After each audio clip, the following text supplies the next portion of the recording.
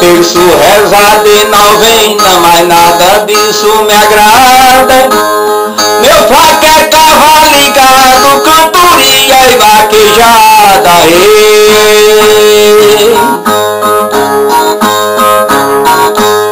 Pra mim o maior cinema é quando eu vou chegando na pista que vejo gado e ouço todos berrando.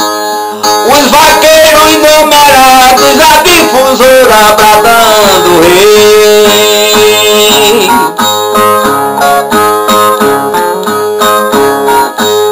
De todo lugar chegando, rural, jipe, caminhão. Muitas moças namorando, gado na exposição.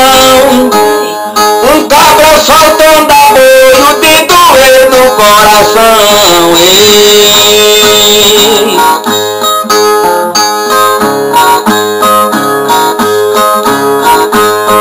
Aqui acolá se ouve o aboio de um vaqueiro, dizendo: esse meu cavalo é bom, é gordo, é ligeiro, do que de garrote magro que não deixa o osso inteiro.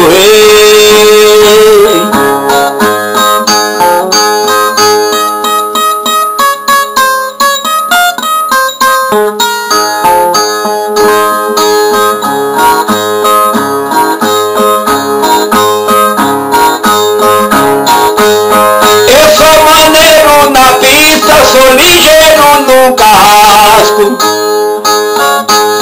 Quem quiser boi mandingueiro, sorte que eu desenrasco. Do quedas que ele canta, as estrelas com o casco.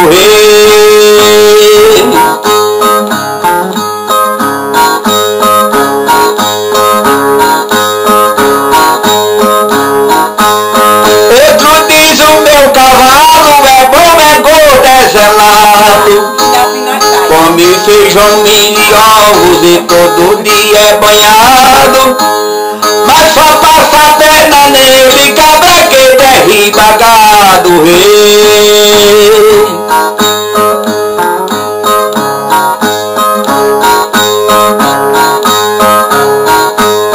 Dois camaradas de fama, um que no outro acredita, com os dois emparelhados somente pra fazer fita. Um tem que entregar o outro pra cada ser mais bonita.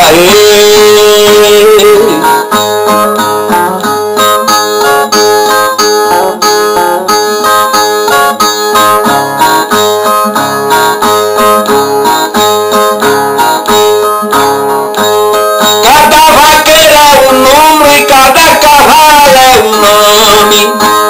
Se namora, farra e bebe, ali ninguém passa fome.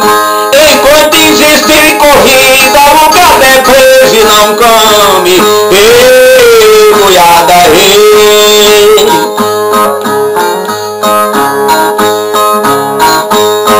Adeus quem fez vaquejadas, adeus quem vestiu gibão.